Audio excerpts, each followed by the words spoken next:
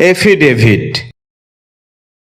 এটাকে আমরা এভিডেভিট বলে থাকি, যার সঠিক উচ্চারণ হচ্ছে এফিডেভিট। শব্দটি বাক্যে নাউন হিসেবে ব্যবহৃত হয়, যার অর্থ হচ্ছে শপথপত্র, হলফনামা, স্বীকৃতিপত্র ইত্যাদি।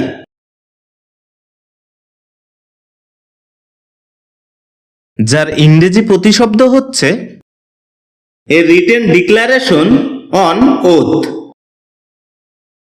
অথবা এ লেটার অফ অ্যাকসেপ্টেন্স। যার উদাহরণস্বরূপ আমরা বলতে পারি দিস ইজ মাই এফিডেভিট।